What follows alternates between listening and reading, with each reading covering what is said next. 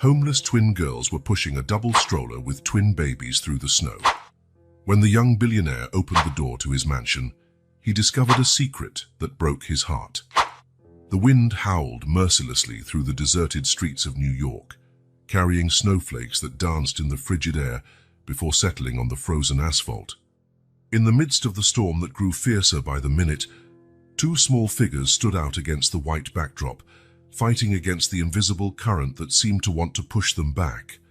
Emma and Olivia, identical twins only 5 years old, clung with all their might to the baby stroller they were pushing.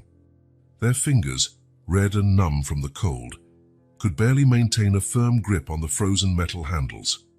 Their angelic faces, framed by golden curls peeking out from faded hats, were marked by a determination that didn't seem to fit such young children. "We have to keep going, Liv," Emma whispered, her voice almost lost in the roar of the storm. "The babies need us." Olivia nodded silently, blinking to clear the snowflakes accumulating on her eyelashes. In the stroller, protected by layers of tattered blankets, two babies slept, oblivious to the drama unfolding around them. The twins moved forward step by step, their tiny boots sinking into the snow that already reached their knees. The neighborhood they passed through was in stark contrast to their ragged appearance. Imposing mansions rose on both sides of the street, their illuminated windows exuding a warmth that seemed to mock the children fighting the cold outside. Emma stumbled, nearly falling, and Olivia quickly grabbed her by the arm. "Careful, Em," she warned, concern evident in her blue eyes. "Remember what Mommy always said. We have to take care of each other." Mentioning their mother made them both stop for a moment, their minds drifting to memories of a past not so distant, yet feeling as if it belonged to another life. The summer sun bathed the small apartment with a golden glow, making the worn-out furniture seem almost new. Sarah, the twins' mother, spun around the living room, holding Emma and Olivia's hands as all three laughed and danced to a cheerful tune playing on the old radio on the table. "My little princesses," Sarah said, her eyes shining with love. "You are the greatest treasure I could ever have. No matter what happens, we'll always be together." The girls smiled, feeling safe and loved in their mother's arms, never imagining that those moments of happiness would soon become just a distant memory. A shrill sound cut through the air, bringing Emma and Olivia back to the harsh reality. One of the babies had woken up and begun to cry, the sound echoing through the deserted street. "Shh, shh," Olivia murmured, leaning over the stroller to try to soothe the little one. "It's going to be okay, I promise." But even she could tell the words rang hollow. The twins hadn't eaten anything since the morning of the previous day, and the cold seemed to be draining the last bit of strength from their frail bodies. Hunger gnawed at their stomachs, cruelly reminding them how long it had been since their last decent meal. Emma looked around, desperate for any sign of help. The mansions remained impassive, their doors firmly shut against the cold and any unwanted intruders. For a moment, she considered knocking on one of them, begging for help, but fear stopped her. What if mean people found them? What if they tried to separate them? "We can't stop," Emma said, her voice trembling from cold and exhaustion. "We have to find a safe place for the babies," Olivia agreed, though her eyes betrayed the fatigue that threatened to overwhelm her. The two resumed pushing the stroller, their steps slow and measured in the treacherous snow. As they proceeded down the street, memories continued to assail them, fragments of a life that seemed to have existed long ago. The smell of pancakes filled the small kitchen, making the twins' stomachs growl in anticipation. Sarah smiled as she skillfully flipped the pancakes on the griddle, the sound of sizzling oil blending with the girls' laughter. "Who wants to be my helper today?" Sarah asked, glancing over her shoulder with a conspiratorial smile. "Me! Me!" Emma and Olivia shouted in unison, jumping up from their seats at the table. Sarah laughed, the sound musical and comforting. "You can both help.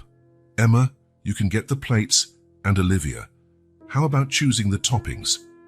The girls hurried off to do their tasks, happy to be useful and to take part in the little family ritual that made each morning special. A particularly strong gust of wind yanked Olivia from her daydream, nearly knocking her over. Emma quickly steadied her, their eyes meeting in a moment of silent understanding. No matter how hard things got, they had each other, and they had the babies to protect. The stroller groaned in protest as the twins pushed it over a particularly tall mound of snow. For one terrifying moment, it seemed like it would tip over, but the girls used all the strength they had left to keep it upright.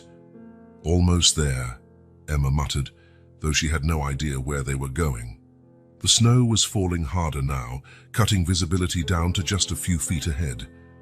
The mansion lights turned into blurred patches, like distant beacons in a sea of white.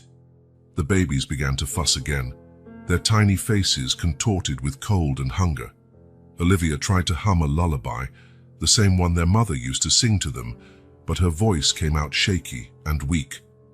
"Mommy," Emma whispered, a solitary tear freezing on her cheek. "Where are you?" The twins pressed on, two tiny dots of determination in the vast, relentless whiteness.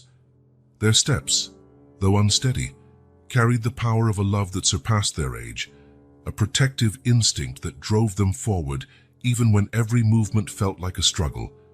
While Emma and Olivia fought against the storm, a few blocks away, in one of the most imposing mansions in the neighborhood, Michael Reeves watched the blizzard through the massive window of his living room, a glass of 30-year-old whiskey in his hand. At 32, Michael was the epitome of success in the public eye. A billionaire, the owner of a real estate empire, and one of New York's most eligible bachelors. Yet, as the city vanished beneath a white mantle, Michael felt only a familiar emptiness. The mansion around him, boasting over 16,000 square feet of ostentatious luxury, seemed to mock his loneliness. Millions worth of artwork adorned the walls, but his eyes barely registered them anymore. The silence was broken only by the occasional crackle from the fireplace and the clink of ice in his glass. Michael took a long sip of his whiskey, savoring the warmth as it slid down his throat. His mind drifted to the day's events, a succession of meetings and negotiations that had culminated in another lucrative acquisition for his portfolio. The latest project, a luxury apartment complex downtown, promised to be his most profitable venture yet. Sure, there were complications. There always were. Families would need to be relocated. Local businesses would close. But it was the price of progress, he told himself. New York was constantly evolving, and he was simply riding the wave of change. A bitter smile curved his lips as he recalled his father's words. "In this world, Michael, you're either a wolf or a lamb, and wolves don't apologize for their nature." From a young age, Michael had embraced that philosophy. Every deal, every acquisition, every courtroom victory pushed him higher, further away from the insecure boy he once was. The fear of poverty, of insignificance, drove him relentlessly. His methods weren't always clean. Bribes here, veiled threats there, manipulating contracts and zoning laws. But the end result always justified the means, or so he told himself on sleepless nights. The phone rang, cutting the silence like a knife. Michael frowned, checking the time. Almost midnight. Who would dare call at this hour? "Michael Reeves," he answered, his voice cold and controlled. "Mr. Reeves." The voice on the other end was low, almost a whisper. "I have information about the Riverside project you'll want to hear." Michael straightened, all his senses on high alert. Riverside was his crown jewel, a multi-billion-dollar development that would transform an entire city area. Who is this? That doesn't matter. What matters is that there are documents. Proof of what really happened to those families you're located. Michael's blood ran cold. "I don't know what you're talking about," he replied, keeping his voice steady. A humorless laugh came from the other end of the line. "Oh, I think you do, Mr. Reeves. The threats, the convenient accidents, the forged reports. It's all documented." Michael gripped the phone so tightly his fingers turned white. "What do you want?" "Consider this just a warning, Mr. Reeves. A reminder that not all the money in the world can bury the truth forever. Sleep well. The line went dead. Michael stood still for a long moment, phone still pressed to his ear. His mind raced, weighing possibilities, threats, and solutions. Who could be behind this?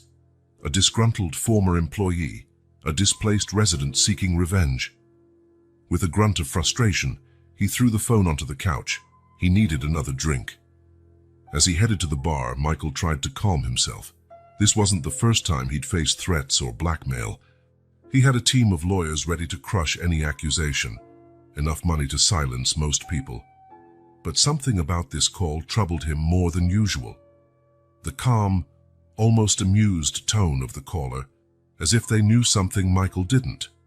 Pouring himself more whiskey, Michael returned to the window. The snow was falling harder now, turning the outside world into a white blur. For a moment, he allowed himself to imagine disappearing into that vast whiteness, leaving behind the deals, the responsibilities, the constant scheming. But no, he was Michael Reeves. He'd worked too hard, sacrificed too much to get where he was. No anonymous threat would change that. Determined not to let the call ruin his night, Michael was about to retreat to his office when he heard something. A faint sound, barely audible over the howling wind. Knocking. Someone was knocking at his door. The knocks on the door echoed again, more urgent this time, cutting through the mansion's silence like a sharp blade. Michael Reeves stood still for a few seconds, his body tense, still holding his whiskey glass. The mysterious phone call he'd just received lingered in his mind, keeping him on edge. Who could possibly be at his door at this time of night, in the middle of a snowstorm? His first instinct was to ignore it, pretend he wasn't home. After all, no one in their right mind would expect him to open the door during a storm like this. But the knocking continued, now accompanied by a sound that made Michael furrow his brow in confusion. Was that crying? A child's cry. Driven by curiosity stronger than his usual caution, Michael moved toward the door. Peering through the peephole, he tried to make out something, but the storm made it impossible to see clearly. All he could distinguish were small, indistinct shapes against the furious white of the snow. With an exasperated sigh and a twinge of apprehension, he unlocked the door and opened it. The icy wind struck him immediately, carrying snowflakes into the foyer. But it wasn't the cold that made Michael freeze. It was the sight before him. Two small girls, no older than 5 or 6, stood in his doorway. Identical twins, he realized, with disheveled blonde hair and pale faces from the cold. Their big blue eyes stared at him with a mix of fear and hope, and behind them, a baby stroller. Michael could hear the faint whimpers coming from inside. "Please," one of the girls whispered, her voice almost lost in the wind. "Can we come in?" Michael stood there, mind reeling at the surreal scene before him. Part of him, the cold, calculating part that had gotten him to the top of the business world, told him to shut the door, to call the police, social services, anyone else to deal with this unexpected situation. But another part of him, a part he thought had died long ago, felt inexplicably drawn to the pleading eyes of these children. "Where did you come from?" he managed, his voice harsher than he intended. The other twin stepped forward, placing herself protectively in front of her sister. "Outside our house. It's gone, please, sir, it's so cold." As if to drive the point home, a particularly strong gust of wind blew through, making the girls visibly shiver. Michael looked past them at the snow-covered street. There was no sign of any adults, no cars, nothing but the relentless storm. "Where are your parents?" he asked, a hint of suspicion in his voice. The twins exchanged a quick glance, a silent communication passing between them. We don't know," the first twin answered, her voice trembling. "Mommy told us to look after the babies, to find a safe place." The baby's crying grew louder, a distressed sound that somehow pierced Michael's heart. Despite his best efforts to remain detached, he found himself at an impasse. His entire adult life had been built on cold calculation, always doing what was best for his interests. Letting 4 unknown children into his home in the middle of the night went against every instinct of self-preservation he had. But as he hesitated, images of the families he'd displaced for his real estate projects flashed through his mind. Anonymous faces he'd disregarded, lives he'd swept aside as mere obstacles to his success. "Please," the second twin begged again, her small hand gripping the edge of the door as if afraid it would close at any moment. Michael closed his eyes for a moment, taking a deep breath. When he opened them, his decision was made. "Come in," he said abruptly, stepping aside. "Quick, before all the heat escapes." The twins needed no second invitation. With surprising strength for such small children, they maneuvered the stroller inside, leaving small trails of melting snow in their wake. Michael shut the door behind them, immediately silencing the roar of the storm. The contrast between the chaos outside and the sudden hush inside was almost surreal. He turned to face his unexpected guests, really seeing them for the first time in the soft light of the foyer. The twins were in a pitiful state, their thin, inadequate clothing wet and torn in places. Their faces and hands were red from the cold, and visible shivers ran through their tiny bodies. The stroller wasn't in much better shape. It was old and worn, with one wheel visibly bent. The babies inside, also twins by the look of it, were wrapped in thin blankets and seemed restless. "You're freezing," Michael murmured, mostly to himself. Years of neglecting his own needs for work had left him ill-prepared to handle this situation. Come. The living room is warmer." He guided the children into the spacious living room, where the fireplace still crackled. The twins immediately moved closer to the fire, stretching their trembling little hands toward the warmth. Michael watched them for a moment, feeling strangely out of place in his own home. Finally, he cleared his throat. You must be hungry." The twins turned to look at him, a mixture of hope and caution in their eyes. They nodded silently. "All right," Michael said, running a hand through his hair in a nervous gesture. I'll see what I can find in the kitchen. Stay here, and don't touch anything," he added, glancing around at the expensive artwork and antiques scattered throughout the room. In the kitchen, Michael found himself staring at the stainless steel fridge as if it might provide answers to the surreal situation he was in. What did one give children to eat? His own diet consisted mostly of expensive ready-made meals and takeout from upscale restaurants. After a few frantic minutes of rummaging, he managed to gather some items that seemed appropriate: apples, cheese, some crackers, and a bottle of milk that he hoped wasn't expired. When he returned to the living room, the twins had settled on the rug near the fireplace, the stroller positioned between them. One of them was leaning over the stroller, murmuring softly to the babies. Michael cleared his throat to announce his presence. "I found some things to eat," he said, placing the makeshift tray on the floor near them. The girls looked at the food with wide eyes, as if they couldn't believe what they were seeing. "Can we?" one of them asked timidly. Michael nodded, feeling a twinge of something. Guilt? Pity? He wasn't used to either emotion. "Sure, eat." He watched in silence as the twins devoured the food with a hunger that spoke of days, maybe weeks, of deprivation. They ate methodically, alternating between feeding themselves and offering small pieces of apple and cheese to the babies. Finally, when their pace slowed, Michael sat in a nearby armchair. "So," he began, trying to keep his voice neutral, "you mentioned you lost your home. What exactly happened?" The twins exchanged another of those silent looks, which seemed to hold entire conversations within them. It was the big yellow machine," one of them finally said. "It came one day and started knocking everything down. Mommy said we had to leave quickly." Michael felt a knot form in his stomach. Yellow machines. Demolition. That sounded disturbingly familiar. "And where is your mother now?" He pressed gently. The other twin answered this time, her voice trembling slightly. "We don't know. She left us with the babies and said she'd come back. But that was a long time ago." Michael leaned back in his chair, his mind spinning. Part of him wanted to push for more details, to find out exactly where these children had come from. But another part, one he barely recognized, hesitated to cause them more distress. "What are your names?" he asked instead, opting for a gentler approach. "I'm Emma," said the twin who had spoken first. "And this is my sister, Olivia." Olivia waved timidly, her eyes never leaving Michael's face, as if assessing whether he was a threat.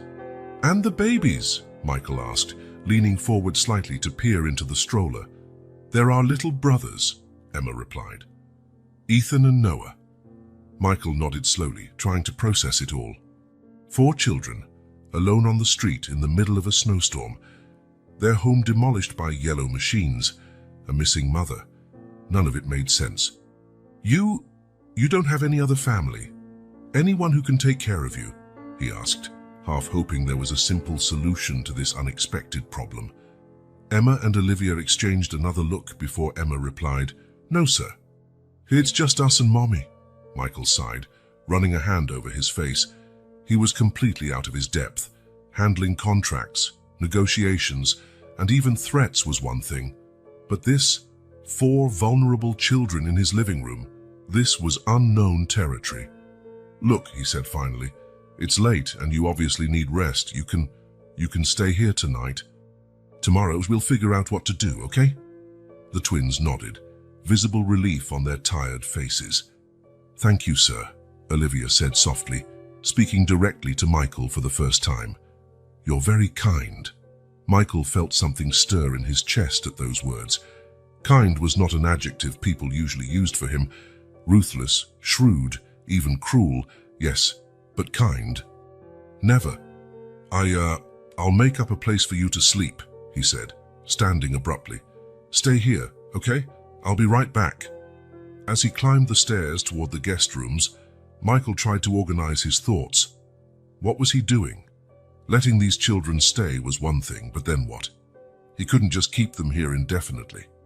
There were protocols to follow, authorities to notify, but something nagged at him. The twins' story, however vague, tugged at something familiar. Yellow machines knocking down houses. That sounded like one of his urban renewal projects. But surely he would have known if there were children involved, right? After preparing one of the guest rooms with clean sheets and extra pillows, Michael returned to the living room. The scene he found took him by surprise. Emma and Olivia were curled up on the sofa, the babies nestled between them. All 4 children were fast asleep. Exhausted by the ordeal they'd been through, it was so peaceful, so domestic, that Michael felt something tighten inside him. For a moment, he considered waking them and taking them upstairs to the room he'd prepared, but they looked so comfortable, so at peace, that he didn't have the heart. Instead, he grabbed some blankets from a nearby cabinet and gently placed them over the sleeping children. Stepping back quietly, Michael found himself at the window again, watching the continuing storm outside. His reflection in the glass stared back, and for the first time in years, he didn't recognize the man he saw. With a heavy sigh, he picked up his phone. There were calls to make, information to gather. He needed to know more about these children, about their story. And more importantly, he needed to find out if somehow, however indirectly, he was responsible for their situation. Casting one last look at the sleeping children on the sofa, Michael left the living room, closing the door softly behind him. It would be a long night, and he had a lot to discover before morning. The next few hours passed in a blur of whispered phone calls and frantic internet searches. Michael used every contact and resource at his disposal to try to find the children's origins, but the information was frustratingly scarce. There were no recent records of demolitions in residential areas matching the twins' vague descriptions. No reports of missing children that fit their profile. It was as if the 4 of them had appeared out of nowhere, carried in by the storm. As the night wore on, Michael grew more and more frustrated and intrigued. The pieces simply didn't add up. How could 4 children vanish without a trace? And why did their story, however vague, feel so familiar? Exhausted and with more questions than answers, Michael finally decided to get some sleep. Tomorrow, he thought, he'd have a chance to talk more with the twins, maybe gather more details that could help unravel the mystery. Before turning in, he made one last silent visit to the living room. The children were still fast asleep, their small forms almost hidden under the blankets. For a moment, Michael simply watched them, feeling a strange mix of confusion and something else, something he couldn't name. Climbing the stairs to his bedroom, Michael couldn't help but notice how his enormous mansion, always so silent and empty, felt different tonight. The children's presence, though temporary, had brought a subtle but noticeable change to the atmosphere. Lying in his luxurious bed, Michael found himself unable to sleep. His thoughts kept drifting back to the twins and the babies, to their mysterious story, and to the unsettling sense that somehow he was connected to it all. When the sun finally began to rise, painting the sky in shades of pink and gold, Michael was already up. The storm had passed during the night, leaving behind a silent, white world. Standing at his bedroom window, looking out at the pristine snow covering everything in sight, he made a decision. Today he would get answers. No matter what it took, he would find out the truth about Emma, Olivia, Ethan, and Noah. And more importantly, he would discover his role in this unexpected story that had literally knocked on his door. With that resolve in mind, Michael prepared to face the day and whatever revelations it might bring. Little did he know that the answers he sought would change not only the lives of those 4 sleeping children, but also his own, in ways he could never have imagined. The sun had barely risen when Michael Reeves was already in his office, phone pressed to his ear. His voice, typically firm and authoritative, now carried a barely disguised urgency. "I want a full investigation, Johnson. Make it clear to your team. Discretion is the key word here. No fuss, no unnecessary questions, just results." On the other end of the line, Michael's most trusted private investigator acknowledged the seriousness of the situation. "Don't worry, Mr. Reeves. We'll handle this carefully. Any initial info you can give us?" Michael hesitated a moment, his eyes drifting unconsciously to the closed door of his office, beyond which 4 mysterious children slept. 4 children, twin girls around 5 years old, twin baby boys. Apparently lost their home recently due to some kind of demolition. The mother is missing. No known relatives. There was a pause on the other end, and Michael could almost hear the gears turning in the detective's mind. "Understood, sir. We'll start right away. I'll need more details on the kids. Names, physical descriptions, anything about where they might have come from." "I'll email everything within the hour," Michael replied, already organizing the scant information he'd gathered over the past 24 hours in his mind. "And Johnson, I want daily updates, no matter how insignificant the details may seem."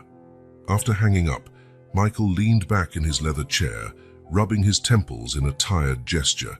The sleepless night and the tension of the situation were starting to wear on him, but there was no time to rest. There was much to do. A soft knock on the door interrupted his thoughts. "Come in," he called, straightening up. The door opened slowly, revealing Emma and Olivia, still wearing the oversized clothes he had improvised for them the previous night. Their golden hair was tousled from sleep, and their eyes, though still marked with fatigue, seemed more alive than before. "Good morning, sir," Emma said timidly. "Sorry to bother you. It's just, well, the babies are awake and hungry," Olivia finished, urgency in her voice. Michael stood up quickly, feeling oddly unprepared. Of course. Let's see what we can do about that." As he guided the twins back to the living room, where the babies were starting to fuss in the makeshift crib he'd set up, Michael observed the girls more closely. There was something about the way they moved and spoke that seemed out of place for children so young. In the kitchen, as he prepared baby bottles after a quick Google search on how to do it properly, Michael decided to try extracting more information. "So," he began casually, measuring out the formula, "you mentioned yesterday a yellow machine. Can you tell me more about that?" The twins exchanged a quick look, that silent communication he'd noticed before. "It was scary," Olivia finally said, her voice low. "It made a lot of noise. And the dust. There was so much dust." "Yeah," Emma agreed, her eyes distant, as if reliving the memory. "Mommy got really mad. She yelled at the men in helmets, but they didn't stop." Michael felt a knot tighten in his stomach. This sounded uncomfortably like one of his so-called urban renewal operations, but surely he'd have known if there were children involved, right? "And after that?" he pressed gently, handing the bottles to the girls. "Where did you go?" Again, that exchange of glances. "Lots of places," Emma answered vaguely. "But none of them were like our home." Michael nodded, sensing he wouldn't get much more out of them just yet. The twins seemed naturally adept at being evasive when they wanted to be. The following days fell into a strange but not entirely unpleasant routine. Michael, used to spending most of his time in business meetings or locked in his office, now found himself engaged in activities he never imagined doing. He learned how to change diapers, a skill he vowed never to mention in his social circles, how to make simple meals the kids would actually eat, and even how to tell bedtime stories, though his version of Cinderella was decidedly more business-oriented than the traditional tale. Meanwhile, Johnson's daily updates were frustrating in their lack of solid progress. No record of missing children matching these descriptions, no recent demolitions fitting the twins' vague story. It was as if the children had simply emerged out of nowhere.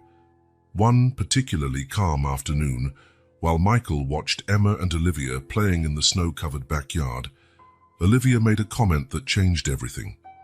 "You know," she said casually, shaping a snowball, "this snow reminds me of the day the big yellow machine came. It was snowing like this, except the snow got all dirty from the dust when our house fell." Michael, who was checking emails on his phone, nearly dropped it. "Wait, what?" "It was snowing when your house was demolished." Olivia seemed to realize she'd said something significant because she quickly changed the subject, asking if they could build a snowman. But Michael's mind was already racing. If it had been snowing when the house was torn down, that meant it had happened recently, very recently. Which made it even stranger that there were no records or reports about it.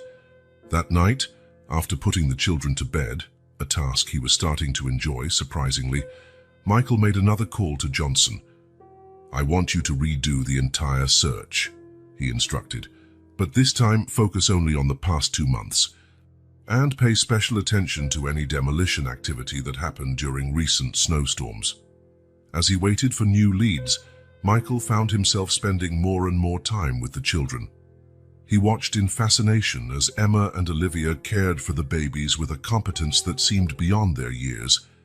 They always seemed to know exactly what Ethan and Noah needed, even before they started crying. During one of these observations, Michael noticed something off about Noah. The baby seemed quieter than usual, his skin hot to the touch. "I think he has a fever," Emma said, worry evident in her voice. "Mommy always told us to look out for that." Michael felt a surge of panic. Infant illnesses weren't exactly part of his skill set, but seeing the fear in the twins' eyes, he knew he had to act. The next few hours were a blur of cold compresses, temperature checks, and frantic consultations of medical websites. Michael found himself cradling Noah against his chest, murmuring comforting words he hadn't even realized he knew. At some point during that long night, as he rocked the feverish baby, Michael realized something had changed. These weren't just 4 small strangers who had invaded his orderly life. Somehow, at some moment, he had started to care. Genuinely care. When the sun finally rose and Noah's fever began to subside, Michael looked at the 4 children sleeping around him. The twins had insisted on staying up to help, and felt something he hadn't felt in years, a sense of purpose that went beyond making money and building empires. He needed to find out the truth about these children, not just out of curiosity or self-preservation, but because, somehow, their well-being had become important to him. His phone vibrated in his pocket. the screen showing Johnson's name.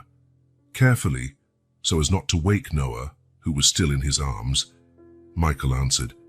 "Mr. Reeves," Johnson's voice sounded urgent. "I think we've found something. Something you need to see right away." Michael looked at the sleeping children, then at the baby in his arms. Whatever Johnson had discovered, he knew it was about to change everything. And for the first time in his life, Michael Reeves wasn't sure he was ready for the truth. As the sun began to rise over the city, casting a golden light through the mansion's windows, Michael found himself at a crossroads. Johnson's urgent tone on the phone promised answers, but the sleeping children around him, especially little Noah, still fragile after the night's fever, made him hesitate. "How long do you need to get here, Johnson?" Michael asked quietly, not wanting to disturb the children's sleep. "I can be there in 30 minutes, Mr. Reeves," the detective replied. Michael looked at the children again. "Make it an hour. And Johnson, come prepared for a longer stay. I think we'll have a lot to discuss." After hanging up, Michael carefully placed Noah back into the makeshift crib. The baby stirred a bit but didn't wake up. Next to him, Ethan slept peacefully, unaware of the drama unfolding around them. Emma and Olivia were curled up under blankets on the couch, their angelic faces finally resting after days of worry. Michael found himself studying their features, searching for clues about their past, about the story he still couldn't fully piece together. With a sigh, he headed to the kitchen to make coffee. It would be a long morning, and he needed to be alert for whatever Johnson had uncovered. As the coffee maker hummed softly, Michael allowed himself a moment of reflection. In just a few days, his life had been turned upside down. The man who once prided himself on his ruthless business sense, who saw people as mere pawns on his corporate chessboard, now found himself deeply invested in the welfare of 4 small children. The sound of soft footsteps broke his train of thought. Emma entered the kitchen, rubbing her sleepy eyes. "Good morning, Mr. Michael," she murmured. "Is Noah better?" Michael felt an involuntary smile form on his lips. "Yes, Emma. His fever went down during the night. He's going to be fine." Relief washed over the girl's face. "That's good." Olivia and I were really worried. There was something in the maturity of her response, the depth of her concern, that once again made Michael wonder about the girl's past. What had they been through to develop such a sense of responsibility at such a young age? "Emma," he began carefully, "you know you can trust me, right? If there's anything you want to tell me, anything about you, Olivia, and the babies." The girl looked at him with her big blue eyes, a flicker of emotion passing through them. For a moment, Michael thought she would open up, reveal the mystery that surrounded them. But then, just as quickly as it appeared, the moment passed. "Thank you, Mr. Michael," she said simply. "You've been very good to us." Before Michael could press further, the doorbell rang, announcing Johnson's arrival. The moment of truth had come. "Emma, why don't you go check on the others?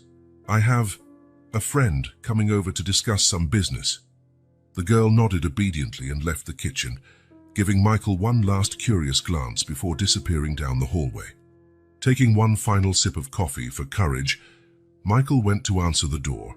Johnson stood there, a thick folder under his arm and a grave expression on his face. "Mr. Reeves," the detective greeted him with a curt nod. "You might want to sit down for this." Leading Johnson to his office, Michael threw one last look at the living room where the children were.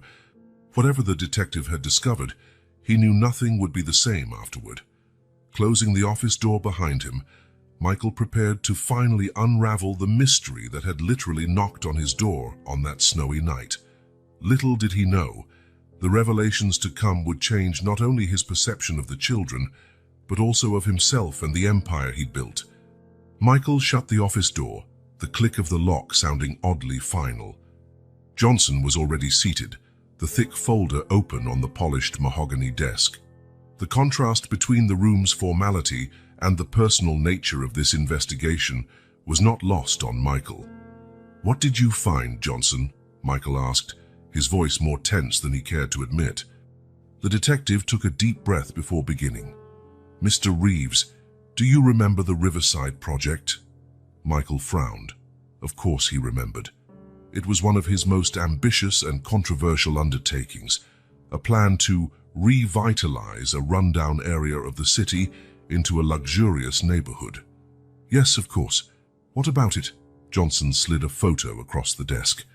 It was an aerial shot of a neighborhood, clearly taken before the demolitions began. Modest houses lined narrow streets, a few trees here and there, and a small park in the center. "This was Mill Creek," Johnson said, "home to about 200 families until 3 months ago." Michael picked up the photo, studying it carefully. There was something familiar about the view, but he couldn't quite place it. Johnson continued, "Eviction notices started going out about 6 months ago. Most families had already left when the demolitions began, but there were complications." "What kind of complications?" Michael asked, though part of him already suspected. The detective pulled another document from the folder, a police report. There were protests. Some residents refused to leave. Things escalated. Michael felt his stomach turn. He remembered hearing something about protests, but at the time, it had seemed like just another obstacle to overcome. His lawyers had assured him everything was handled legally. "Go on," he said, his voice hoarse. Johnson hesitated briefly before continuing. "Mr. Reeves, we found records of one family in particular, the Thompsons. Sarah Thompson, single mother, 4 children, twin girls, age 5, and newborn twin boys," Michael finished, feeling as if the air had been sucked out of the room. The detective nodded gravely. "Exactly. Sarah was one of the leaders of the resistance movement. She disappeared the night the demolitions began." Michael stood abruptly, pacing to the window. Outside, the day was bright and clear, a cruel contrast to the storm raging inside him. "The children," he said finally, his voice barely above a whisper. "Emma, Olivia, Ethan, and Noah. It's them, isn't it?" "Yes, sir," Johnson confirmed. "No doubt about it. And there's more." Michael turned, facing the detective. "More?" Johnson pulled one last document from the folder. It was a photograph. A young, pretty woman smiled at the camera, 2 identical girls in her arms. "This is Sarah Thompson, sir. Taken a few months before the Riverside project started." Michael picked up the picture with trembling hands. The woman's face was achingly familiar in a way that made his heart clench. He'd seen her before, shouting at one of the protests, her voice drowned by the roar of the demolition machines. At the time, he'd dismissed her as just another troublesome protester. "My God," he murmured, sinking heavily into his chair. "What have I done?" A heavy silence followed, laden with the weight of revelation. Michael felt like he was seeing his entire life, all his decisions, in a new light. Every building he'd raised, every deal he'd closed, now felt tainted by the shadow of what had happened in Mill Creek. "Mr. Reeves," Johnson finally said, keeping his voice carefully neutral. "What would you like me to do now?" Michael looked at the photo of Sarah, at the smiling faces of Emma and Olivia, so different from the solemn, cautious children now sleeping in his home. "Nothing," he said after a long pause. "You've done your job, Johnson. Now, it's up to me." After the detective left, Michael remained in his office for a long time, the evidence spread out before him like a macabre puzzle. Each document, each photo, told a story of interrupted lives, of displaced families, all in the name of progress and profit. Guilt consumed him, threatening to overwhelm him. How could he look those children in the eye now, knowing what he knew? How could he continue to pretend he was just a generous benefactor, when in reality he was the architect of their tragedy? Michael stood, pacing back and forth in his office, his mind a whirlwind of conflicting thoughts and emotions. Part of him wanted to run to the living room, confess everything to the twins, beg for forgiveness. But another part, The part that had survived and thrived in the ruthless business world warned him against such a rash move. He stopped at the window, gazing out at the manicured grounds of his mansion. Outside, everything looked so peaceful, so normal. But inside these walls, a silent drama was unfolding, one in which he was both protagonist and antagonist. With a heavy sigh, Michael decided he needed to see the children. Not to confess, not yet, but to, what? Observe them. Try to better understand the impact of his actions. He wasn't sure. Leaving his office, he walked quietly to the living room. The twins were there, playing quietly with some toys he'd bought for them. The babies slept peacefully in their makeshift cribs. For a moment, Michael stood in the doorway, just watching. Emma and Olivia looked so innocent, so unaware of the storm inside him. How could he be responsible for so much suffering? "Mr. Michael," Emma's voice broke through his thoughts. "Are you okay?" Michael forced a smile, hoping it didn't look as false as it felt. "Yes, Emma. I just came to see how you're all doing." Olivia looked at him with those penetrating eyes that seemed to see more than a 5-year-old should. "You look sad," she noted. I've been thinking about some tough things," Michael replied, careful not to reveal too much. "Nothing you need to worry about." The twins exchanged a glance, that silent communication passing between them. There was something in that look that made Michael wonder how much they really understood, how much they suspected. "Mr. Michael," Emma began hesitantly, Have you found out anything about our mommy?" The question hit Michael like a punch to the gut. How could he answer that? How could he look into that hopeful child's eyes and say yes, he had found something, but that the truth was far worse than she could imagine? I'm still looking, Emma," he answered, hating himself for yet another lie. "But I promise I won't give up until I find her." Olivia moved closer, her gaze locked on Michael. "You're lying," she said simply. Michael felt his heart skip a beat. "What?" "Mommy always told us we could see it in people's eyes when they're lying," Olivia explained. "And yours look different." Michael swallowed hard, feeling exposed and vulnerable in a way he never had before. These children, these little victims of his greed, seemed capable of seeing through all the defenses he'd carefully constructed. "I'm not lying, Olivia," he said, knowing that each word only dragged him deeper into the pit of deceit he'd created. "I really am looking for your mother. It's just that sometimes grown-up things are complicated." Emma joined her sister, both of them standing united in front of him. "Why are they complicated?" she asked. "It's either mommy or not.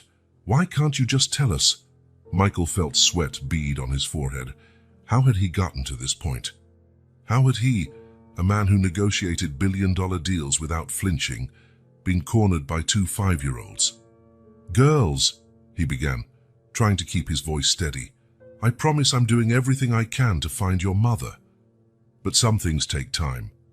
And sometimes we don't have all the answers right away." The twins watched him for a long moment, their identical eyes seeming to pierce his soul. Finally, Emma spoke. "Okay, Mr. Michael, we understand." But the tone of her voice made it clear they didn't understand, not really. And worse, that they didn't believe him. Michael felt a wave of nausea. He needed to get out of there, needed air. I have some calls to make," he murmured, already turning toward the door. "You'll be okay here." The girls nodded silently, their gazes following him as he practically fled the room. Back in his office, Michael closed the door and leaned against it, breathing heavily. What was he doing? How could he keep up this charade? His gaze fell on the photo of Sarah Thompson lying on his desk. Her smile, once so full of life and love, now seemed to mock him. Here was a woman who had fought tooth and nail to protect her family and her community. And in his arrogance and greed, he had destroyed it all. Michael approached the desk, picking up the photo with trembling hands. He traced Sarah's face with a finger, as if he could reach her across time and space. "I'm so sorry," he whispered to the image. "I really am." But he knew apologies weren't enough. Words couldn't undo the damage he'd caused. Actions were needed. But what actions? How could he even begin to fix something so monumental? Michael sank into his chair, his mind whirling with possibilities and consequences. He could use his money, of course. He could set up relief funds for displaced families, rebuild houses, offer jobs. But would that be enough? Would it erase the trauma, the loss, the pain he had inflicted? Then there was the question of Sarah. Where was she? What had happened to her that fateful night? Was she alive? And if she was, why hadn't she returned for her daughters? Michael lifted his phone, his fingers hovering over the keypad. He could mobilize resources, hire the best investigators, use all his influence to find her. But what if the truth was worse than he imagined? What if Sarah was... He couldn't finish the thought. The idea was too painful, the implications too devastating. A soft knock at the door pulled him from his dark musings. "Come in," he called, quickly stashing Sarah's photo in a drawer. The door opened, revealing Emma. She looked small and vulnerable standing there, her big eyes filled with a mix of hope and fear. "Mr. Michael," she said softly, I wanted to say sorry." Michael blinked in surprise. "Sorry? For what, Emma?" The little girl entered the office, her hands nervously twisting the hem of her shirt. "For saying you were lying. It wasn't polite." Michael felt his heart clench. Here was this child, who had lost so much, apologizing to the man who, without her knowing, was responsible for her tragedy. "Oh, Emma," he said, his voice thick with emotion, "you don't have to apologize. I understand why you and Olivia are frustrated. You have every right to ask questions, to want answers." Emma approached the desk, her eyes roaming curiously over the papers and photos spread out. Michael quickly covered the more incriminating documents, hoping she hadn't seen anything telling. "Are you really looking for our mommy?" she asked, her voice small and hopeful. Michael swallowed hard, the weight of his lies threatening to crush him. "Yes, Emma, I am." The girl nodded slowly, as if processing the information. Then, to Michael's surprise, she reached out and picked up one of the papers he hadn't managed to hide in time. It was a map of the Mill Creek neighborhood, marked with red X's indicating the houses that had been demolished. "Hey," Emma said, her eyes widening. "This looks like..." Michael quickly took the map back, his heart pounding. "It's nothing, Emma. Just some work papers." But it was too late. He could see in her eyes that something had changed. A seed of suspicion had been planted. "Mr. Michael," Emma said slowly, "why do you have a map of our neighborhood?" Michael felt panic rising, but years of tough negotiations helped him maintain composure. He forced a calm smile, hoping Emma wouldn't notice the trembling in his hands. "It's just part of the investigation, Emma," he said, trying to sound casual. "To find your mother, we need to understand where she was last." Emma frowned, her eyes drifting to the map now hidden under other papers. But those red marks, they looked like they were right where our house used to be. Michael felt a bead of sweat trickle down his back. How could a 5-year-old be so perceptive? He needed to change the subject, fast. "Emma," he said, leaning forward, "how about we go see how Olivia and the babies are doing? Maybe we can all have some ice cream after lunch." The mention of ice cream seemed to momentarily distract Emma, her eyes lighting up. "Really? We can?" "Sure," Michael replied, relieved to have avoided disaster for now. "Let's go." As he led Emma out of the office, Michael couldn't shake the feeling that he was walking a tightrope. How much longer could he keep this secret? And what would happen when the truth inevitably came out? Back in the living room, Olivia looked at them curiously. "Everything okay?" she asked, her eyes moving from Emma to Michael. "All good," Michael answered, perhaps too quickly. "Actually, I was thinking we could all go out for some ice cream later. What do you say?" The twins exchanged excited looks, but Michael noticed a hint of doubt in Olivia's eyes. She was obviously the more cautious of the two, and he knew he'd have to be extra careful around her. While the girls chatted excitedly about ice cream flavors, Michael found himself watching the babies, Ethan and Noah, so small and innocent, unaware of the drama playing out around them. What would happen to them if the truth came to light? If the authorities found out? The thought of losing the children, of seeing them placed into foster care, made his stomach turn. When had that happened? When had he started caring so much about these 4 little lives? The rest of the day passed in a blur of forced normality.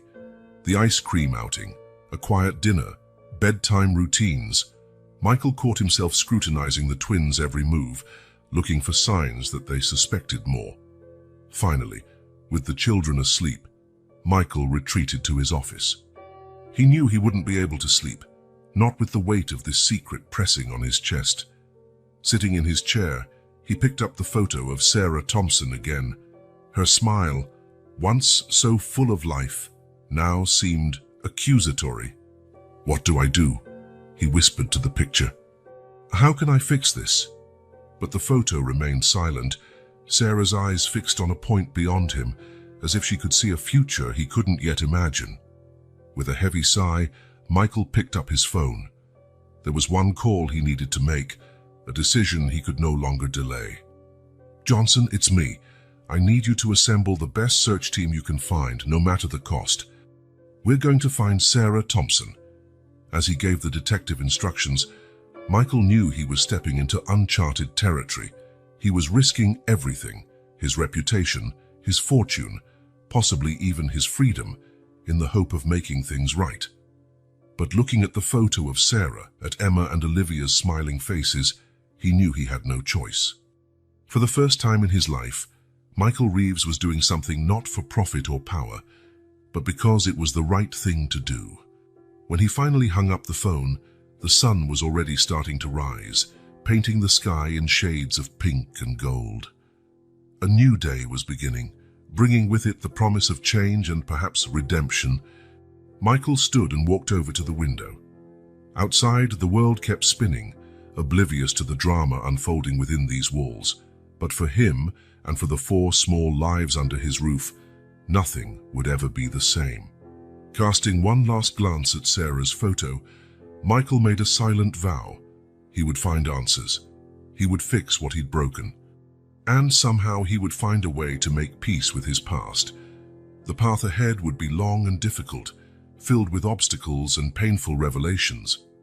But for the first time in a long time, Michael Reeves felt something he thought no longer existed: hope. The sun had barely risen when Michael Reeves walked into his boardroom, determination etched on his face. Around the long mahogany table, his partners and lawyers waited, their expressions ranging from curiosity to concern. "Gentlemen," Michael began, his voice firm, "thank you for coming at such an early hour. We have a lot to discuss." He paused, letting his gaze sweep over the familiar faces. These were men with whom he'd built an empire, people who counted on him to make decisions that would maximize their profits. What he was about to propose went against everything they'd done so far. "As you know," he continued, "I've been dealing with a personal situation these past few days. That situation has led me to reevaluate many things, including how we conduct our business." A murmur went through the room. Michael could see confusion and worry mounting in the eyes of his associates. "Michael," interrupted James Harrington, his oldest partner, "what exactly are we talking about here?" Michael took a deep breath. It was now or never. "I'm talking about using our resources, a significant portion of them, to right some of the wrongs of the past. Specifically, I want to initiate a large-scale search for a woman named Sarah Thompson." The silence that followed was deafening. Then, suddenly, the room exploded in voices. "Who the hell is Sarah Thompson? Michael, have you lost your mind? Is this about those kids you took in?" Michael raised his hands for quiet. "I know this sounds crazy, but hear me out." For the next 30 minutes, Michael explained the situation, omitting some of the more incriminating details, but making it clear how important finding Sarah was. He spoke about corporate responsibility, about doing the right thing, about the human cost of their past developments, When he finished, the room was silent again. But this time, it was a silence filled with tension and disbelief. It was Gerald Matthews, the company's chief lawyer, who finally broke the silence. "Michael, I understand you're going through something, but what you're proposing is insane from a legal standpoint. We're talking about admitting guilt in a case that could cost us millions, if not billions." Michael nodded, having anticipated this reaction. "I understand your concerns, Gerald, but I'm not asking for permission. I'm informing you of a decision I've already made." Another wave of murmurs swept the room. James Harrington stood up, his face red with anger. "You can't do this, Michael, not alone. Jito, we have shareholders, we have obligations." "Exactly," Michael replied calmly. "We have obligations, and it's time we take responsibility for what we did in Mill Creek."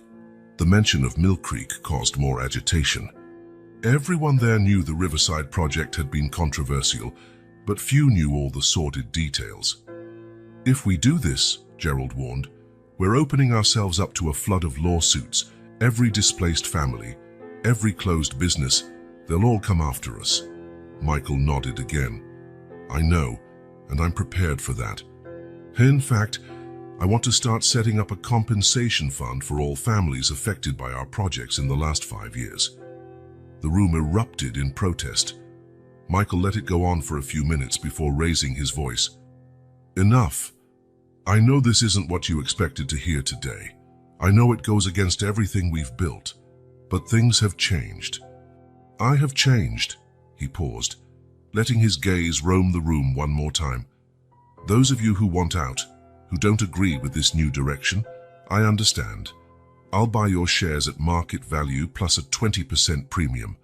But for those who stay, I promise we'll find a way to do business that's profitable and ethical." The silence that followed was heavy. Michael could see the gears turning in his partners' minds, calculating losses and gains, risks and opportunities. Finally, to everyone's surprise, it was old Frank Donovan, usually quiet in meetings, who spoke up.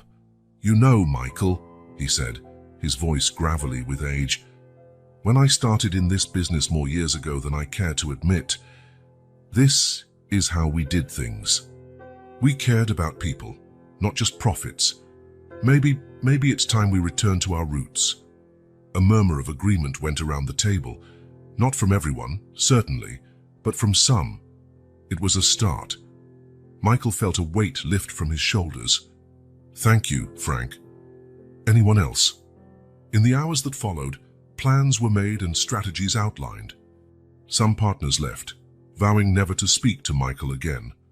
Others stayed, intrigued by the idea of a new way of doing business. By the time the meeting ended, it was already past noon. Michael found himself alone in the room, exhausted, yet strangely energized. His phone vibrated. It was a message from Johnson. "We found a lead on Sarah Thompson, St. Mary's Hospital." "Come immediately." Michael's heart raced. After days of fruitless searching, there was finally a light at the end of the tunnel. He rushed to his car, instructing his driver to head to the hospital as fast as possible.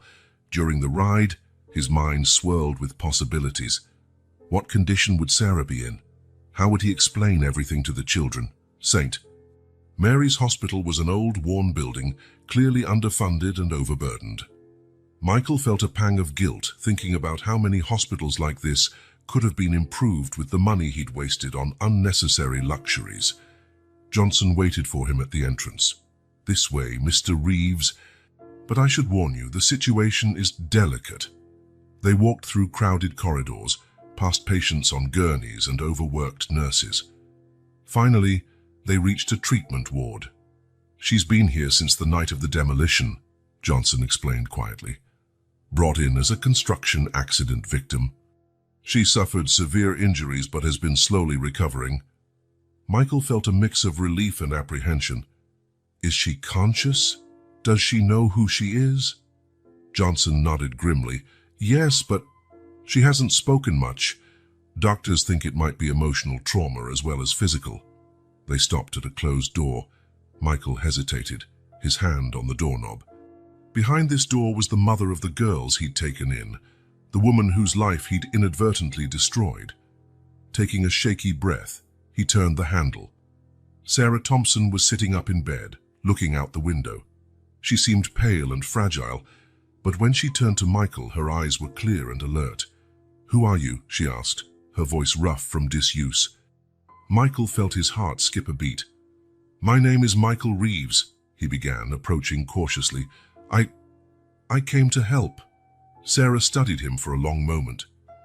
"You're the man who destroyed my home," she finally said, not as an accusation, but as a statement of fact. Michael felt the crushing weight of guilt. "Yes," he admitted, "and I'm here to try to fix it." He quickly explained about the children, how they'd shown up at his door, how he'd taken care of them. With each word, he watched a range of emotions pass over Sarah's face: relief, fear, anger, hope. "Where are they now?" Sarah asked, her voice trembling slightly. "They're safe," Michael assured her, "at my home. But they miss you terribly. Sarah, I want to help reunite your family. I want to transfer you to a better medical facility. Make sure you get the best care possible." Sarah looked at him distrustfully. "Why? Why would you care?" Michael drew a deep breath. It was time for the painful truth. "Because I'm the one who caused this," he said, his voice almost a whisper. "The Riverside project on the Mill Creek demolition, it was my decision. And now I'm trying to fix what I did wrong." The silence that followed was deafening. Michael could see a storm of emotions in Sarah's eyes: shock, anger, pain, confusion. "You," she finally said, her voice trembling. "You ruined our lives. Our home, our community."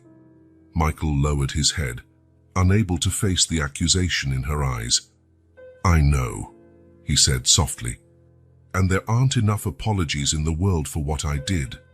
But I'm here now, Sarah. I'll do whatever it takes to make it right." Sarah stared at him for a long moment, tears threatening to spill. "How?" she asked finally. "How can you fix something like this?" Michael lifted his gaze, meeting hers. "Starting now," he said, "I'm transferring you to the best hospital in the city.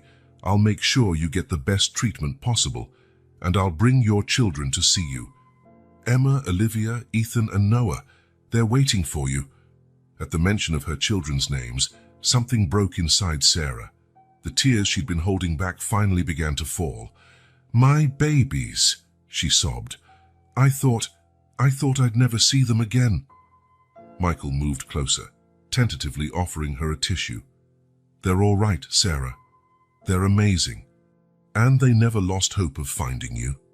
Sarah took the tissue, dabbing at her tears. When she looked at Michael again, there was a new determination in her eyes. "I want to see them," she said. "Now." Michael nodded. "I'll bring them immediately. But first, let's arrange your transfer." In the hours that followed, Michael used all his influence and resources to ensure Sarah was moved to Langone Medical Center, one of the best hospitals in the city.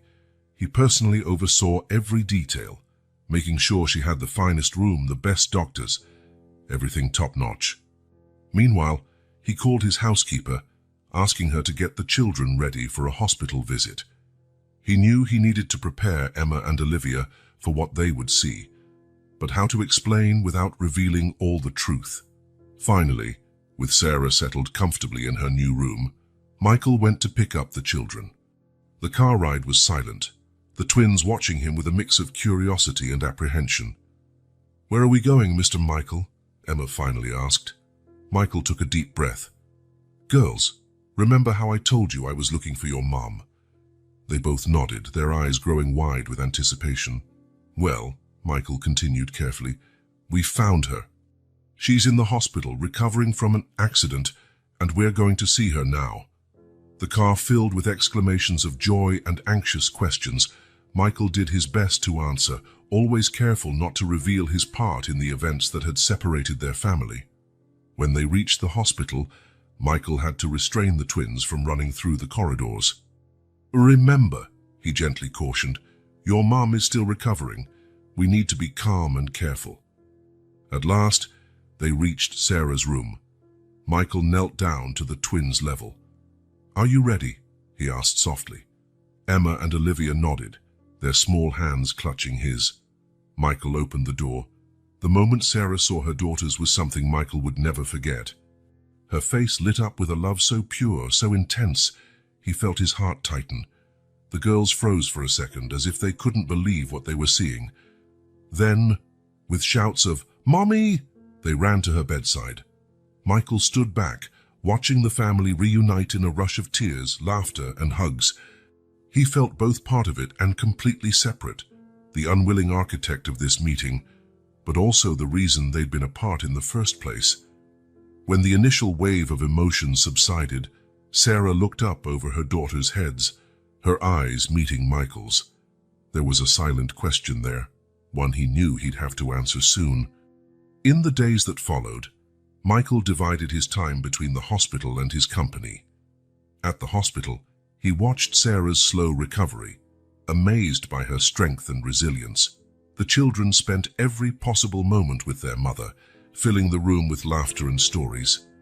At the office, Michael led a quiet revolution.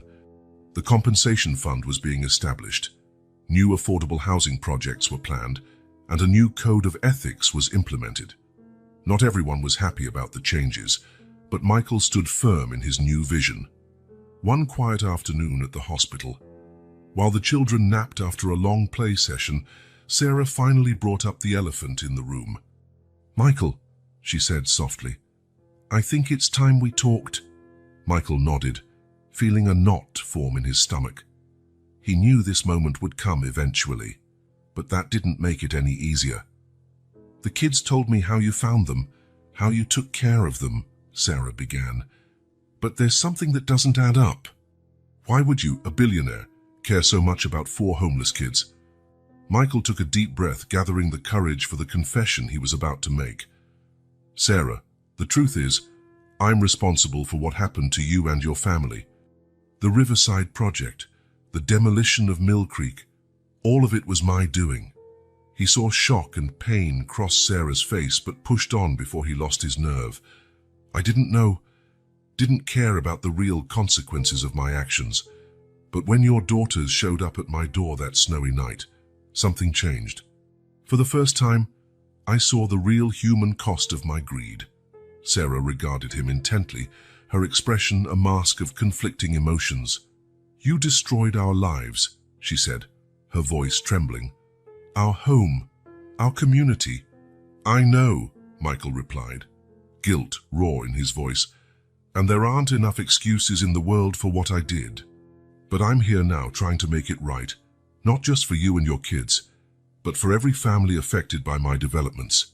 He explained about the compensation fund, the new housing projects, the changes at his company.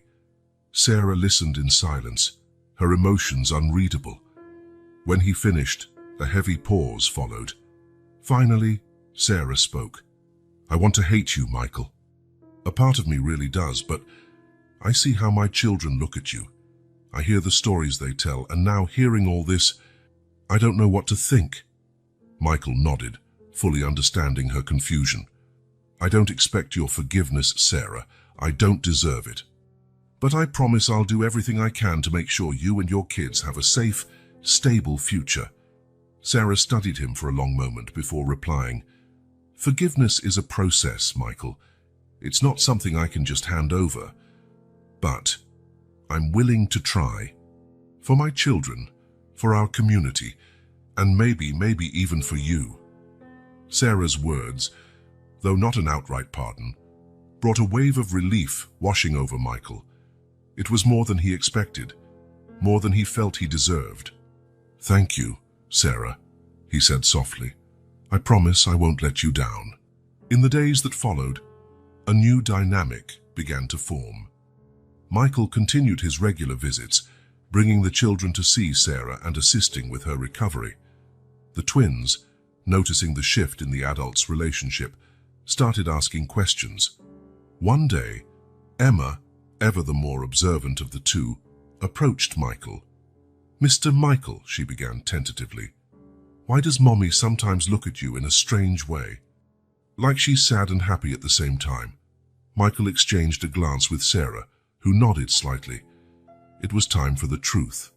"Emma, Olivia," he said, gathering the girls close. "There's something I need to tell you. Something about me, about what happened to your home." Over the next few minutes, Michael explained in the simplest, kindest way he could his role in the events that had changed their lives. He saw confusion, sadness, and even anger flicker across the girls' faces. "So, it was your fault?" Olivia asked, tears pooling in her eyes. Michael nodded sadly. "Yes, Olivia. It was my fault, and I'm so sorry. More than I can ever say." A tense silence followed. Then, to everyone's surprise, it was Emma who spoke. "But you're trying to fix it, right? That's why you're helping us." Michael felt his heart clench at the girl's perceptiveness. "Yes, Emma, that's why. I know I can't undo what I did, but I'm doing everything I can to make things better." The twins exchanged one of their silent looks, a conversation passing between them without words. Finally, Emma turned to him. "We don't like what you did," she said seriously, "but do we like you now? And you're helping Mommy. So, I think we can try to forgive you." "Right, Liv," Olivia nodded slowly. "Yes, but you have to promise you'll never hurt anyone like that again." Michael felt tears form in his eyes. "I promise," he said solemnly, "never again." Sarah, who had been watching quietly, reached out and took Michael's hand. "Together," she said softly, "we'll do what's right." At that moment, looking at Sarah and the children, Michael felt something he hadn't in a long time. Hope. The road ahead would still be long and difficult, but for the first time, he wasn't alone. He had a chance at redemption, a chance to truly make a difference in people's lives. And he was determined not to waste that chance. The rising sun cast a golden glow over the city as Michael Reeves entered his office. The space, once cold and impersonal, now showed subtle signs of change. Photos of Emma, Olivia, Ethan, and Noah sat on his desk, a constant reminder of why he had transformed. With a determined sigh, Michael powered on his computer and opened the document he had been working on tirelessly for the past few weeks. The title at the top read, "New Beginnings Foundation, Official Proposal." As he reread the document, Michael reflected on the journey that had brought him to this point. Just a few months ago, his only concern was increasing his company's profits, no matter the human cost. Now, he was about to launch a foundation dedicated to helping the very people he once considered mere obstacles on his path to success. A soft knock on the door interrupted his thoughts. "Mr. Reeves," his assistant, Jennifer, called. "Sarah Thompson is here to see you." Michael felt a rush of mixed emotions at the mention of Sarah's name. Gratitude, guilt, a sense of responsibility. "Thank you, Jennifer. Please send her in." Sarah entered, bringing an energy to the room that Michael still couldn't quite define. She looked stronger, healthier than she had after leaving the hospital. Her eyes, once full of distrust when they fell on Michael, now showed caution and something else. Respect, perhaps. "Good morning, Michael," Sarah greeted him, sitting in the chair opposite his desk.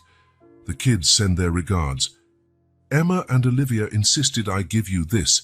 She handed him a colorful drawing of 5 stick figures, clearly representing Michael, Sarah, and the 3 children, holding hands under a smiling sun. Michael took the drawing, feeling a lump in his throat. "Thank you," he managed. "How are they settling into the new house?" Sarah's face lit up. "They love it, Michael. Especially the backyard. Yesterday we spent the entire afternoon planting a little garden. The twins are convinced they'll grow the biggest pumpkins in the world." Michael smiled, imagining the scene. The house he had given the Thompson family was modest compared to his own mansion, but he'd made sure it had everything Sarah and the kids might need, including a spacious yard where the children could play and grow. "I'm glad to hear it," Michael replied. "And you, Sarah, how are you feeling?" Sarah paused, considering his question. "Better every day," she said at last. "Physically, I'm almost back to 100% emotionally as well. I'm still processing everything. But having a safe home and seeing the kids happy, it helps a lot. Michael nodded, understanding. Silence hung between them for a moment, laden with unspoken words and complex emotions. Finally, Michael cleared his throat. Sarah, I asked you here today because I want your input on something. He turned his computer monitor toward her, showing her the New Beginnings Foundation document. Sarah leaned forward, her eyes scanning the text. As she read, her eyebrows rose in surprise. Michael, this is impressive. An entire foundation devoted to helping displaced families. Michael nodded. It's only the beginning. I want to use Reeves Enterprises' resources to make a real difference in people's lives. Not just build houses, but rebuild entire communities. Sarah kept reading, occasionally stopping to ask questions or suggest changes. Her perspective, as someone who had lived through the experience of losing everything, was invaluable. Michael found himself taking notes at a frenetic pace. It all looks great on paper, Sarah finally said, leaning back in her chair. But Michael, do you really understand these families' needs? It's not just about providing a roof. It's about restoring a sense of community, of belonging.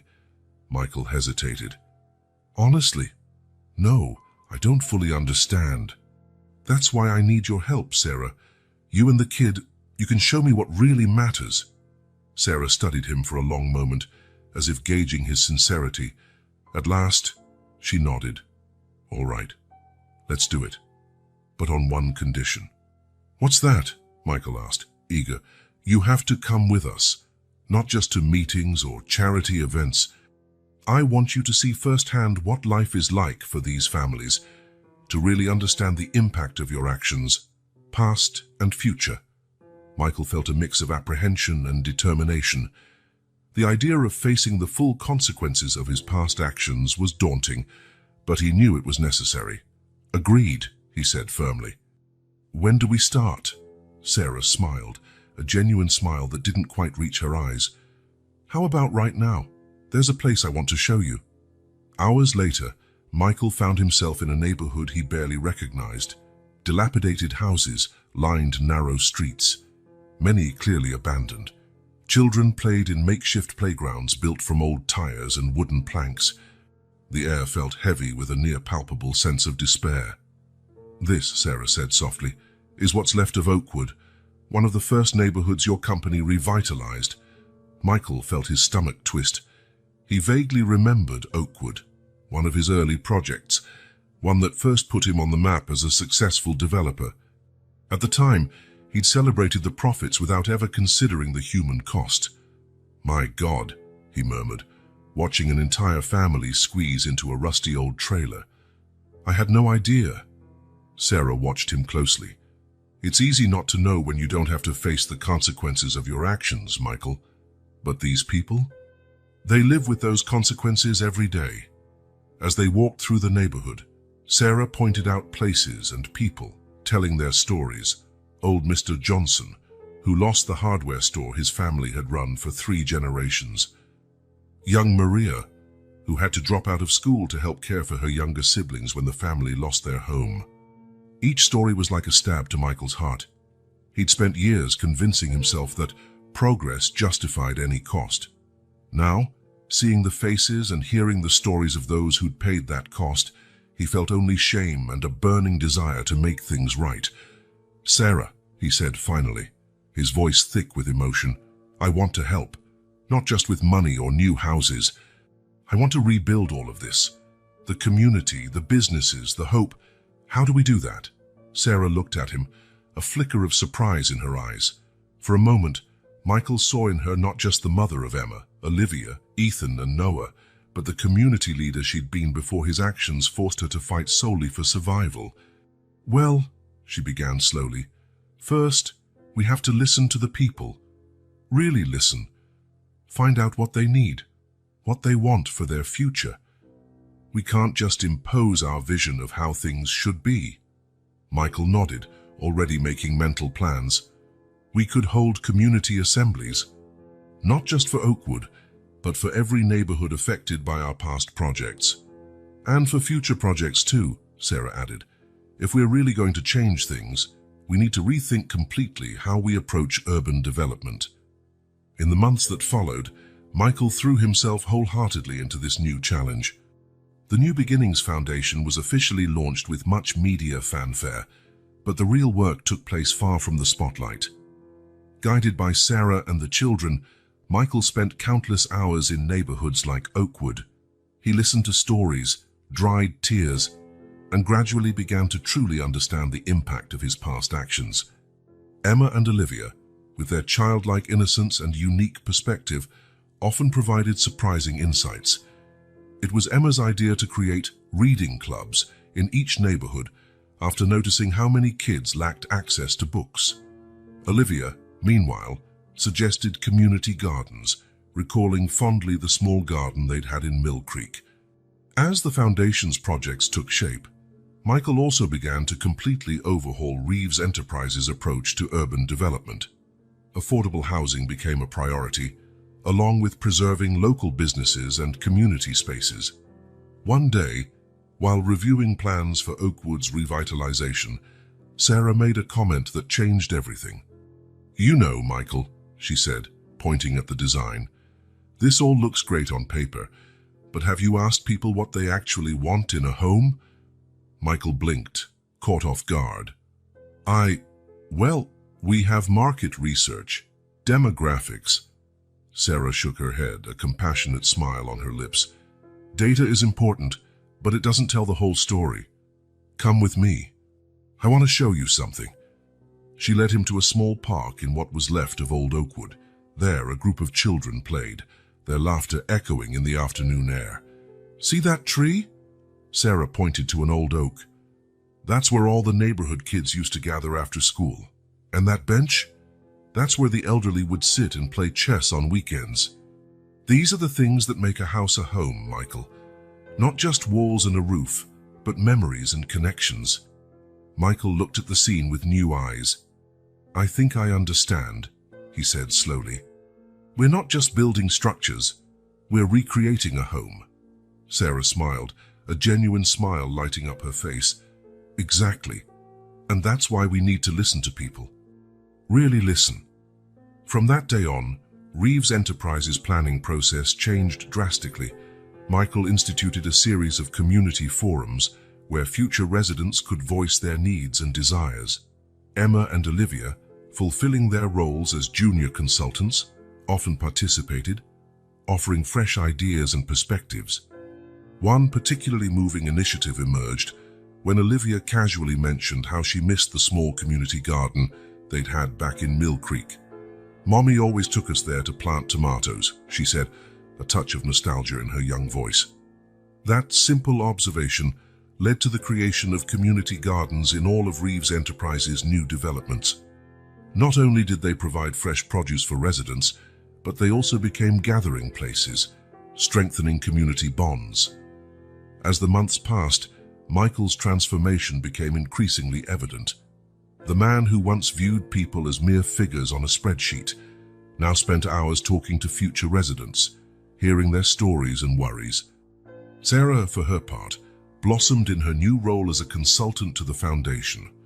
Her personal experience and passion for community made her a powerful, respected voice.